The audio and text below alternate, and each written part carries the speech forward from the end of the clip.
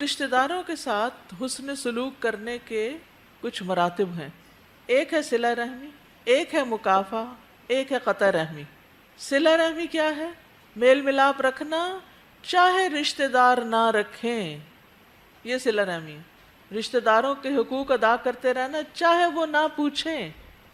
مکافہ کیا ہوتا ہے؟ رشتہ دار اچھا سلوک کریں تو ان کے ساتھ اچھا سلوک کرنا، نہ کرے تو نہیں کرنا، یہ بدلے میں کرنا ہوتا ہے۔ اور تیسرا ہے قطع رحمی، اپنے رشتہ داروں سے قطع تعلقی کر لینا، بول چال بند، یا پھر ان کی کسی ضرورت کو جو آپ پورا کر سکتے ہو پورا ہی نہ کرنا، ان کے کام ہی نہ آنا، ان کی مدد ہی نہ کرنا، تو یہ سب کچھ اس میں آ جاتا ہے۔ اور یہ آخری مرتبہ بدترین مرتبہ ہے، ایسا کرنے والے پہ اللہ تعالیٰ لعنت بھیجتے ہیں۔ اولئک لہم اللعنۃ ولہم سوء الدار۔ تو صلہ رحمی کا مطلوبہ معیار کیا ہے؟ جو نبی صلی اللہ علیہ وسلم نے بتایا ہے کہ کسی کام کا بدلہ دینا صلہ رحمی نہیں۔ مثلا انہوں نے کھانے پہ بلایا، آپ نے بھی بلا لیا، یہ صلہ رحمی نہیں۔ صلہ رحمی یہ ہے کہ جب اس سے رشتہ داری توڑی جائے تو اسے ملایا جائے، یعنی رشتہ توڑنے والوں سے رشتہ ملائے، یعنی جو آپ سے نہ ملے آپ اس سے ملنے چلے جائیں، جو آپ کو نہ دے آپ اس کو دیں، جو آپ کے ساتھ بد اخلاقی برتے آپ اس کے ساتھ اچھا سلوک کریں۔ ہمیں کیا حکم ہے کہ رشتہ داروں کی طرف سے اگر رشتہ کاٹے بھی تو بھی آپ ان کے ساتھ صلہ رحمی کرتے رہیں۔ ابو ذر کہتے ہیں میرے خلیل نے مجھے 7 باتوں کا حکم دیا، ان میں سے ایک یہ ہے میں قرابت دار سے تعلق قائم رکھوں اگرچہ وہ پیٹھ پھیرے، اگرچہ وہ نہ بات کرے، اگرچہ وہ منہ موڑے، پھر بھی آپ کسی نہ کسی طرح ان سے تعلق قائم ہی کریں۔ نبی صلی اللہ علیہ وسلم نے فرمایا اتقوا اللہ وصلوا ارحامکم، اللہ کا تقوی اختیار کرو اور صلہ رحمی کرو، کیونکہ یہ جنت میں داخلے کا ذریعہ ہے۔ ہم سب جنت میں جانے کے طلبگار ہیں۔ تو وہ کسی نے پوچھا تھا نا کہ کون سی نیکی جنت میں لے جائے گی، تو صلہ رحمی جنت میں لے جانے والے کاموں میں سے ہے۔ صلہ رحمی کرنے والے کو اللہ کی مدد حاصل ہوتی ہے۔ کس کس کو چاہیے اللہ کی مدد؟ سب کو چاہیے۔ تو جو صلہ رحمی کرے گا اس کو اللہ کی مدد ملے گی، اس کے کام آسان ہو جائیں گے۔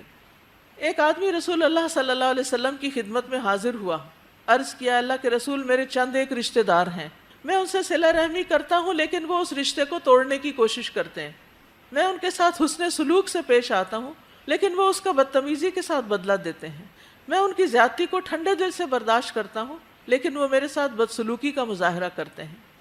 رسول اللہ صلی اللہ علیہ وسلم نے فرمایا اگر تو صحیح کہتا ہے تو گویا ان کے منہ میں گرم راکھ ڈال رہا ہے، جب تک تو اپنے عمل کو قائم رکھے گا اللہ تعالیٰ کی طرف سے تیرے لیے ایک مددگار مقرر رہے گا، تمہارے لیے ایک مددگار حاضر رہے گا، یعنی تمہارے کاموں میں آسانی ہوتی رہے گی۔ تو صلہ رحمی کس کا حکم ہے؟ اللہ کا حکم ہے، رسول اللہ صلی اللہ علیہ وسلم نے اس کی تاکید کی ہے۔ ایمان لانے کے بعد اللہ تعالیٰ کا محبوب عمل ہے۔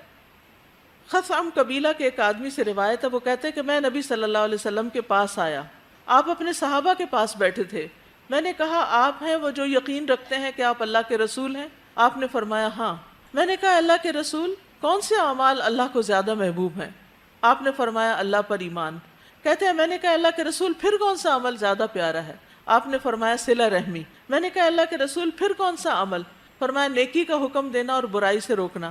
میں نے کہا اللہ کے رسول کون سے اعمال اللہ کو سب سے زیادہ ناپسند ہے؟ فرمایا اللہ کے ساتھ شرک کرنا۔ میں نے کہا پھر کون سا عمل؟ فرمایا قطع رحمی کرنا۔ میں نے کہا اللہ کے رسول پھر کون سا عمل؟ فرمایا برائی کا حکم دینا اور نیکی سے روکنا، یعنی نیکی سے روکنا جو ہے یہ ایک بہت ہی برا عمل ہے۔ انس رضی اللہ عنہ سے مروی ہے کہ نبی صلی اللہ علیہ وسلم نے اپنی بیماری کے ایام میں کہا تمہارے رشتہ دار یعنی رحم کے رشتوں کو توڑنے سے بچو، رحم کے رشتوں کو توڑنے سے بچو۔ استاذہ اللہ سبحانہ وتعالیٰ نے جو ہمیں یہ خاندان اور صلہ رحمی کے اندر باندھ دیا ہے نا، یہ بہت بڑا اللہ کا احسان ہے، ورنہ جس طرح بہت سارے لوگوں کے ساتھ آپ کے تعلقات ہوتے ہیں تو وقت کے ساتھ ساتھ وہ ختم ہو جاتے ہیں اور سال سال تک آپ کے رابطے نہیں رہتے، پھر آپ کہتے ہیں اچھا اتنے عرصے بعد دیکھا ہے۔ اگر رشتہ داروں کے ساتھ بھی یہ ہو جائے تو پھر انسان کا کیا بنے، وہ تو بالکل اکیلا رہ جائے۔ استاذہ جی ایک یہ تھا کہ جو ابھی آپ نے ایک روایت بتائی نا کہ ایک شخص نے آ کے کہا کہ میں ایسا ایسا کرتا ہوں اور میرے رشتہ دار مجھ سے جواب میں، یہ مجھے اتنی اہم لگی ہے بات، کیونکہ بعض اوقات یہ ہوتا ہے کہ ہم بھی یہی سوچنے لگ جاتے ہیں نا کہ فلاں کے ساتھ ہم اتنی دفعہ اچھا کر چکے ہیں، اتنی دفعہ اچھا کر چکے ہیں، وہ جواب میں برا ہی کر رہا ہے، تو آخر تو کوئی لمٹ ہے۔ لیکن یہ روایت میں آج اتنی زیادہ ایک وہ ملی ہے اطمینان کہ اصل میں ہم یہی چاہ رہے ہوتے ہیں نا کہ وہاں سے ہمیں رسپانس ملے، اور وہ رسپانس نہیں ملتا، لیکن رسپانس تو ہمیں مل رہا ہے اللہ تعالیٰ کی طرف سے اس مددگار کی صورت میں جو ہماری مدد ہو رہی ہے۔